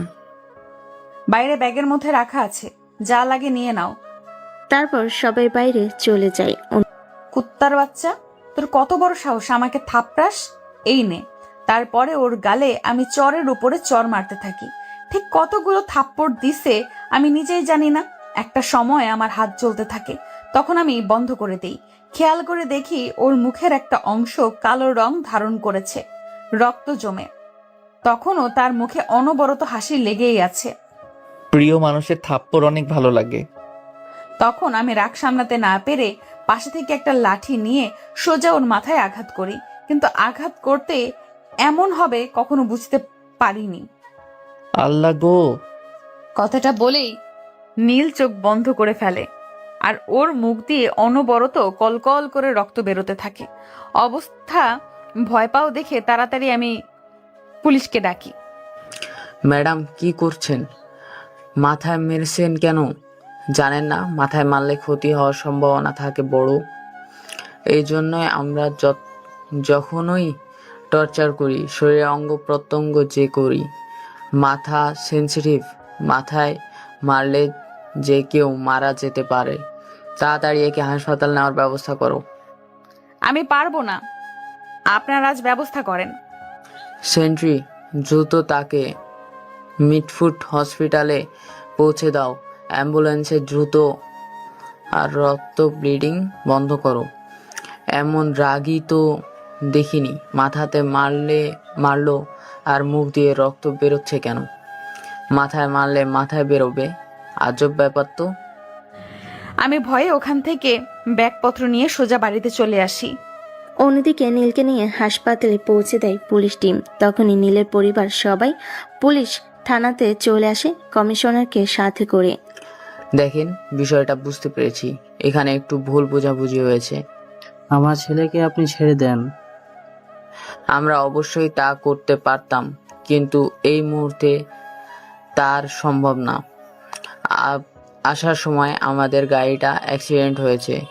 আপনার ছেলেকে মিডফোর্টে হাসপাতালে। কুত্তার বাচ্চা, তুই আমার ছেলেকে মেরে হাসপাতালে পাঠাইছস? আমার ছেলে যদি কিছু হয় তোর শরীর আমি 5 টুকরো করব। তোর পরিবারে যে যে আছে তাদের দেহকে আমি 10 টুকরো করে কুকুর দিয়ে খাওয়াবো। আপনি কিন্তু বেশি বাড়াবাড়ি করছেন। আমরা না থাকলে আপনার ছেলে এত সময় মারা যেত। পুলিশ এবার কিছুটা ভয় পেয়ে যায়। তারপরে পুলিশ গড়গড় করে বলা শুরু করে, শেষ পর্যন্ত বলে দেয়। কতগুলো শুনে রাগেতে কাকরোষ ধারণ করে সবার শরীরে। সবাই দৌড়ে আগে হাসপাতালে আসে। অন্যদিকে, কিরে এই সময় কল এত রাতে? আমি না বুঝতে পারছি না কি করব। কেন, কি হয়েছে? চাইলে সবকিছু আমাকে শেয়ার করতে পারিস। আমি আর হেয়ালি না করে শুরু থেকে শেষ পর্যন্ত সবকিছু তাকে খুলে বলি। টাকা আর অহংকার তোকে কতটা নিচে নামাইছে ভাবতে পারছিস? আরে সবকিছু বাদ দিলেও তো ও আমাদের বেস্ট ফ্রেন্ড। মানলাম ও অন্যায় করেছে, তোকে থাপ্পড় দিয়েছে, তাই তাকে এইভাবে মারতে হবে? তো এইসব কথাবার্তা ওর সামনে বলছিস? ও তো তোকে একটা সময় ভালোবাসতো। ও হয়তো বিষয়টা নিতে পারেনি, কষ্ট থেকে হয়তো এমনটা করেছে। খেয়াল করে দেখ, শেষে কিন্তু ও নিজের হাতে ও কাছের জানালায় ঘুষি দিয়েছে। তুই কিভাবে পারলি এমনটা করতে? দোস্ত, আমি না বুঝতে পারিনি, আমার ভুল হয়ে গেছে। আমার না অনেক কান্না চাচ্ছে, কি করব আমি? দ্রুত হাসপাতালে যা, আমিও আসতেছি। মিডফোর্ট, তাই তো? তারপর তারা সবাই যে যার মতো হাসপাতালে যাওয়ার উদ্দেশ্যে রওনা দেয়। কিছুক্ষণ বাদে, ডক্টর ডক্টর, আমার ছেলে কোথায়? তারা দৌড়ে অপারেশন থিয়েটারের সামনে যায়। এরই মাঝে লাবণী আর যারা হাসপাতালে পৌঁছে যায় অপারেশন থিয়েটারের সামনে। নীলের বাবা আজ পর্যন্ত কিংবা কমিশনার আজ পর্যন্ত যারাকে না দেখায় তারা চিনতে পারেনি। যারা এবং লাবণী নীলের ফ্রেন্ড বলে দাবি করে। তারা ভাবে নীল এই অবস্থায় দেখে তাদের ফ্রেন্ডরা হয়তোবা দেখতে এসেছে। কিছুক্ষণের মধ্যেই অপারেশন থিয়েটার থেকে ডক্টর বের হয়। নীল নামে পেশেন্টের বাসার লোককে। স্যার, আমরা। আর যদি বয়সে আপনি আমার ছোট হতেন, আপনাকে আমি থাপ্পড় মারতাম। প্রথম কথা, এমন একটা ক্রিটিক্যাল রোগীকে আপনারা কিভাবে এমন টর্চার করতে পারেন? বুঝতে পারলাম না স্যার, একটু খুলে বলবেন? নীল আমার নিয়মিত পেশেন্ট। কিছুদিন পর এসে আমার কাছে চেক আপ করায়। আজ থেকে 2.5 বা 3 বছর আগে তার মাথায় নার্ভের পাশাপাশি টিউমার ধরা পড়ে। আস্তাগফিরুল্লাহ, আল্লাহ মাফ করুক। এই রোগ যেন আর কাউকে না দেয়। এমন জায়গায় টিউমার, এত ক্রিটিক্যাল অবস্থা যে আমরা তাকে ইমিডিয়েটলি বলি যে অপারেশন করতে হবে। খরচ লাগবে 15 লাখ। পেশেন্ট কোনোভাবে অপারেশন করতে রাজি না, কেননা তার বাঁচার চান্স মাত্র 5%। সে বলতো এমনিতেই যে কয়দিন আছি এমনি এভাবে দুনিয়াটা দেখে যাই। আমরা খেয়াল করেছি ইদানিং তার মাথায় প্রচুর পরিমাণ চাপ পড়েছে এবং রাত্রে ঠিক মতো ঘুম হয় না এবং শরীরে বিভিন্ন অঙ্গে এমনভাবে মেরে থেতলে দিয়েছেন যে যা বলার আর অবকাশ থাকে না।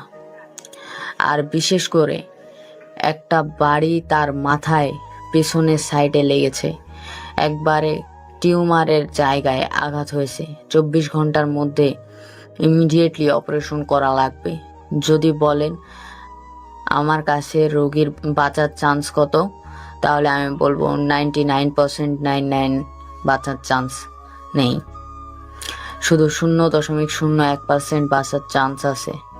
এখন কথা হচ্ছে এতদিন ওষুধের মাধ্যমে সে সারভাইভ করে গেছে। দ্রুত কাউন্টারের টাকা জোগাড় করুন, আমরা খুব দ্রুতই অপারেশন করব। বাকিটা আল্লাহর হাতে, তিনি চাইলে বাঁচবে আর না চাইলে আই এম সরি। না, কথাটা বলে অজ্ঞান হয়ে যায়। যারা ওখানে বসে নীরবে কাঁপতে থাকে। সে এত সময় বুঝে গেছে নীল কেন তাকে ছেড়ে গেছে। এতদিন পর তার প্রতি ভুল ধারণা, তার প্রতি রাক্ষোভ এখন যেন তাকে কুড়ে কুড়ে খাচ্ছে। যারা হাওমাও করে কাঁদতে কাঁদতে হাসপাতাল থেকে দৌড় দেয়। লাবণী তার পিছনে দৌড় দেয়। হাসপাতালের বাইরে এসে লাবণী যারাকে জাপটে ধরে। দোস্ত, এমন করিস না প্লিজ, একটু শান্ত হ, ভাবতে দে। আমি আমার নিজের হাতে কি করলাম রে? এই হাত আমি আর রাখবো না। তার পাশে ছোট্ট করে দেওয়াল ছিল। দেওয়ালের উপরে তেলা কাটা দিয়ে এমনভাবে জয়েন্ট করা যাতে কেউ ঢুকতে না পারে। ওই তেলো কাটার উপরে জোরে জোরে নিজের হাত মারতে থাকে। তার হাত দিয়ে অনবরত রক্ত পড়তে থাকে। সে নিজেকে আর কোনোভাবে সামলাতে পারে না। সেদিকে তার ভ্রুক্ষেপ নেই, তার মাথায় শুধু এখন নীল আর নীল। এর মধ্যে সময় চলতে থাকে। নীলের বাবা পাগলের মতো টাকা গোছাতে থাকে। তার শখের বাইকটা বিক্রি করে দেয় আর গ্রামে যে জমি জমা ছিল সব বিক্রি করে দেয়। সব কিছু মিলিয়ে 7 লক্ষ টাকার মতো। এখনো অনেক টাকা বাকি। অপারেশনে আর মাত্র 6 ঘন্টা বাকি। এখনো কাউন্টারে টাকা পরিশোধ হয়নি। সে কোনো রকম কাউন্টারে এসে, বাবা এই টাকাগুলো জমা নাও, অপারেশনের পরে বাকিগুলো দিব। রোগীর নাম কি? নীল। আজকে রাতে তো অপারেশন, তাই তো? রেফার ছাড় করবে, তাই তো? টাকা তো দেওয়া হয়ে গেছে। টাকা দিল কে? সেটা বলতে নিষেধ করে গেছে, বলতে পারবো না। বাবা, তোমার হাত দুইটা ধরি প্লিজ। বলো, এত বড় উপকার কে করলো? টাকা কে দিছে প্লিজ বাবা বলো। কাউন্টার ম্যানেজার তাও বলতে নারাজ। কিন্তু তাদের পরিবারে এত চাপ, এত অনুরোধ শুনতে শুনতে একটা সময় বাধ্য হয়ে বলে দেয়, জারা নামে একটা মেয়ে কেমন কান্না করতেছিল আর টাকা দিতেছিল। গায়ে কালো কালারের একটা চাদর দিয়ে মোড়ানো। আর কিছু বলতে পারবো না, এখন যান। তারা সবাই অপারেশন থিয়েটারের সামনে চলে আসে। এসে দেখে কালো কালারের চাদর দিয়ে মোড়ানো একটা মেয়ে বসে বসে কান্না করতেছে। পাশ থেকে আরেকটা মেয়ে তাকে সান্ত্বনা দিচ্ছে। মা, তোমার নাম কি যারা? যারা কান্না জড়িত মাথাটা তুলে হ্যাঁ সূচক উত্তর দেয় মাথা নেড়ে। তুমি এতগুলো টাকা কেন দিলে মা? আন্টি, এখন এসব কথা থাক না, পরে কোনো একদিন বলবো। এভাবে দেখতে দেখতে আরও চলে যায় প্রায় 5.5 ঘন্টা। এর মাঝে ডাক্তার অপারেশনের ডেস্ক পরে হাজির। আমিও জীবনের সবচাইতে অনিশ্চিত অপারেশনে যাচ্ছি, জানি না কি হবে। দোয়া করবেন, বাকিটা আল্লাহর হাতে, সবাই দোয়া করেন। কথাটা বলে ডাক্তার অপারেশন রুমে প্রবেশ করে। এদিকে সবার চোখে পানি, যার জন্য কাঁদতে কাঁদতে পাগল প্রায়। এজন্যই মানুষ বলে সবসময় চোখের সামনে যেটা দেখা যায় সেটা নাও হতে পারে। সময় থাকতে সময়ের মূল্য দিতে হয়। অসময়ে সময়ের মূল্য দিয়ে তা কোনো কাজে আসে না। যে চোখের পানিগুলো মানুষটা থাকতে দেখানোর কথা ছিল, সেই চোখের পানি মানুষটা যখনই তখন পড়তেছে। এই চোখের পানি কি আদৌ মূল্য আছে? বাস্তবতা করুণ ভয়াবহ। এভাবে দেখতে দেখতে 3টা ঘন্টা চলে যায়। 3 ঘন্টা পর ডাক্তার অপারেশন রুম থেকে বের হয়। যারা এক দৌড়ে লাফ মেরে গিয়ে ডক্টরের পায়ে পড়ে যায়। ডক্টর, আমার নীল কেমন আছে? এমন কোনো কথা বলবি না যেটা আমি শুনতে চাই না। আপনারা শান্ত হন। অপারেশন সাকসেসফুল, আলহামদুলিল্লাহ। আল্লাহর অশেষ রহমতে, তার লক্ষ কোটি শুক্রিয়ায়। তবে খারাপ খবর হচ্ছে রোগী কোমায় চলে গেছে। তবে সে আউট অফ ডেঞ্জার। সে কোমা থেকে কবে ফিরবে তাও আমি নিশ্চিত না। তবে রোগীটাকে বাঁচাতে পেরে আমি সত্যিই খুশি। বিগত 2 বছরের প্রচেষ্টা আজকে সফলতা পেল। তবে অপারেশনটা আগে করলে আর এমন ক্রিটিক্যাল পরিবেশ না হলে বিষয়টা ভিন্ন হতে পারত। আগামী 1 মাস রোগীকে হাসপাতালে রাখতে হবে। অবস্থা যখন ভালো হবে তখন রিলিজ করে দেওয়া হবে। তবে রোগীর এখন টোটালি বেড রেস্ট, যত্ন, হাতে পায়ে মাসাজ করা, সুন্দর সুন্দর সময় উপহার দিতে হবে যাতে সে ভিতর থেকে ভালো হওয়ার চেষ্টা করে এবং কোমা থেকে ফিরে আসে। যারা এখন উঠে দাঁড়িয়ে লাবণীকে ধরে কাঁদতে থাকে। তারপরে যারা কি যেন মনে পড়ে, সে ওখান থেকে দৌড়ে বের হয়ে রিক্সা নিয়ে একটা নির্দিষ্ট গন্তব্যের দিকে রওনা দেয়। তখনই আচ্ছা মা, তুমি বলো তো ওই মেয়েটা এমন করলো কেন, আর এমনই করছে কেন? মা বলো না, কেন এমন করছো? আসলে তেমন কিছু না। না মা, আমরা কাউন্টার থেকে শুনেছি ওই মেয়েটাই অপারেশনে টাকা দিছে, কিন্তু কেন করলো? আন্টি, ও হলো চৌধুরী ইন্ডাস্ট্রিয়াল কোম্পানির মালিকের একমাত্র মেয়ে যারা চৌধুরী। নীল যে কোম্পানিতে কাজ করতো না, এদের কোম্পানিতেই। তবে আমরা সবাই একসাথে পড়াশোনা করেছি, সে কলেজ লাইফ থেকে ইউনিভার্সিটি লাইফ সব একসাথে। তখন ওদের মধ্যে একটা সম্পর্ক হয়। তবে যতটুকু এখন বুঝেছি, নীলের এই রোগটা ধরা পড়ার পর নীল জারার থেকে নিজেকে আলাদা করে নেয়। এরপরে একে একে সমস্ত ঘটনা খুলে বলে লাবণী, শুরু থেকে শেষ পর্যন্ত। আন্টি প্লিজ, আঙ্কেল প্লিজ, ওর উপরে রাগ করবেন না। ও সত্যি অনুতপ্ত।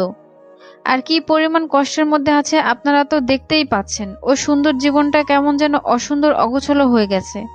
ও নিজে বাঁচতে চাইছে না, বারবার সুইসাইড করতে যাচ্ছে। ওকে আর কষ্ট দিয়ে কোনো কথা বললেন না প্লিজ। আমি ওর হয়ে আপনাদের কাছে মাফ চাচ্ছি। অন্যদিকে যারা সোজা নীলদের বাসায় চলে যায়। বাসে গিয়ে কলিং বেল বাজাতেই সিদ্রাতুল দরজা খুলে দেয়। মামুনি, নীলের রুমটা কোন দিকে? ভাইয়া তো এখন হসপিটালে, ভাইয়ের অপারেশন। তোমার ভাইয়া ঠিক হয়ে গেছে, অপারেশন ভালো হয়েছে, কিছুদিনের মধ্যে বাড়িতে চলে আসবে। তোমার ভাইয়ের রুমটা দেখাও। আমি আপনাকে চিনি না, কেন রুম দেখাবো? আমি তোমার ভাইয়ের বন্ধু যারা। ও, তাহলে তুমি সেই যারা? আমি যখন ছোট ছিলাম ভাইয়া তোমার কথা আমাকে অনেক বলতো, কিন্তু মাঝে কি যেন হয়ে গেল, তখন আর তোমার কথা বলতো না। সিদ্রাতুল যারাকে নিয়ে নীলের রুমে যায়। যারা তন্ন তন্ন করে একটা জিনিস খুঁজতে থাকে, পরিশেষে পেয়ে যায় ডায়েরিটি। তখন যারা নীল রিলেশনশিপে ছিল, তখন নীল প্রায় বলতো তার জীবনের সমস্ত অগোছালো স্বপ্নগুলো ডায়েরিতে লিখে রাখতো। তাই ডায়েরিটি খুলে পড়তে থাকে। প্রথম দিকে তাদের সম্পর্কে সকল রোমান্টিক কথাবার্তা, সুন্দর সুন্দর মুহূর্ত লেখা থাকলো 102 পাতার পর। জীবন কতটাই না রহস্যময়, করুণাময়। আমরা যখন যা চাই তা কখনো পাই না, আর যখন যা চাই না তা পেয়ে যাই। ইস, তোমাকে নিয়ে যদি আমি ছোট্ট একটা সংসার করতে পারতাম কতই ভালো হতো। তোমাকে রানীর মতো রাখতাম, আর আমি হতাম আমার ছোট্ট রাজ্যের একমাত্র রাজা। আমাদের ভবিষ্যতে একটা ছোট্ট রাজকন্যা আসতো, আমাদের ছোট্ট সুন্দর সংসার হতো। কিন্তু আমি যে বক্ষব্যাধিতে আক্রান্ত, আমি জানি এখান থেকে ফিরে আসা আমার পক্ষে সম্ভব না। আমি যদি এই কথা তোমাকে বলি তুমি কষ্ট পাবে, নিজের ক্ষতি করার চেষ্টা করবে, তা আমি জানি। আমি না হয় তোমার থেকে খারাপ হয়ে তোমার থেকে সরে যাই। আমি না হয় কিছুদিন পরে উপর থেকে তোমার সাজানো শোকের সংসার তোমার স্বামীর সাথে দেখব। আমার অপূর্ণতার স্বাদের মেয়ে তুমি অন্য কারোর সাথে তৈরি করবে, তা আমি দেখব। সব কিছু নিজের না হয়েও অন্য জিনিসের তৃপ্তি পেতে হয়, সেই তৃপ্তিটাই আমি না হয়ে পাই। আমি যদি লিখতে থাকি তবে লেখার পাতা শেষ হয়ে যাবে, তবে ব্যথাগুলো শেষ হবে না। ডায়েরিটি বন্ধ করে হু হু করে কাঁদতে থাকে যারা। সে যা আন্দাজ করেছিল সেটাই সত্যি। তার মানে যারাকে ভালো রাখতে যার থেকে দূরে চলে গিয়েছিল নীল। তারপর এভাবে দেখতে দেখতে একটা মাস চলে যায়। এই একটা মাসে যারা প্রত্যেকটা দিন হাসপাতালে থেকে নীলকে নিজে হাতে দেখাশোনা করেছে নীলের মায়ের সাথে। নীলের পরিবার বারবার তাদের বাড়িতে ফিরিয়ে নিতে গেলেও কখনো যারা যায়নি। নীল এখন হুইল চেয়ারে বসে চলাফেরা করে। সে শরীরের কোনো অঙ্গ প্রত্যঙ্গ নাড়াতে পারে না, চোখ দিয়ে দেখতে পায় আর কান দিয়ে শুধু শুনতে পায়। নীল যখন বাড়িতে চলে যায়, যারা তখন নিজের বাড়িতে যায়। যারা নীলকে বিয়ে করার জন্য তার বাবা মায়ের কাছে অনুমতি চায়, কিন্তু সাধারণভাবেই এমন ছেলের কাছে তাদের মেয়েকে বিয়ে দিতে অসম্মতি জানায়। কিন্তু যারা বারবার নিজেকে ক্ষতি করার চেষ্টা করে, ফলশ্রুতিতে তারা বাধ্য হয়ে নীলের সাথে যারা বিয়ে দেয়। যারা নীলের দেখাশোনা করতে থাকে, সুন্দর করে হাতে তেল মালিশ করা, পায়ে তেল মালিশ করা, ওষুধ খাওয়ানো, সমস্ত দায়িত্ব নিজের হাতে করতে থাকে। এভাবে দেখতে দেখতে 6টা মাস চলে যায়। ভাবি, ভাইয়ের ওষুধ খাওয়ায় আসছি গো, রান্না করতে হবে। আম্মু কই? মা, আমি রান্নাটা তো করে ফেলেছি, তুমি ওর হাতে পায়ে তেল মালিশ করে দাও। তারপর আমি তেলের বাটিটা নিয়ে উপরে চলে যাই। কি গো আমার মহারাজ, তেল মালিশ করব কোথায় কোথায়? কবে তুমি উঠে দাঁড়াবে আর আমাকে টুইন বেবি দিবে বলো বলো? নীল অপলকভাবে যারার দিকে তাকিয়ে আছে। এভাবে তাকিয়ে থাকলে হবে? উঠতে হবে না সোনা? এইভাবে তাদের শখের সংসার চলতে থাকে। দেখতে দেখতে 7টা বছর চলে যায়। আজও নীল উঠে দাঁড়াতে পারেনি। একদিন নীলকে পিছনে হুইল চেয়ারে বসিয়ে রেখে যারা মাগরিবের নামাজ পড়ছিল, নামাজ পড়া শেষ করে উঠে দাঁড়িয়ে পেছন ফিরে তাকাতেই সে যা দেখে, তার চোখ যেন আটকে ওঠে। নীল বলেই আমার উপরে ঝাপটে পড়ি, ওর বুকে মাথা রেখে কান্না করে দেই হু হু করে। আসলে যারা যখন পিছনে ফিরছিল, তখনই নীল আস্তে আস্তে হুইল চেয়ার থেকে উঠে দাঁড়ায়। উঠে দাঁড়াতেই বাকিটুকু আপনারা তো জানেনি। কি ব্যাপার, কান্না করো কেন? এই 6টা বছরে মনে হয় 6 লক্ষ বারের উপরে আমার কাছ থেকে টুইন বেবি চাইছো।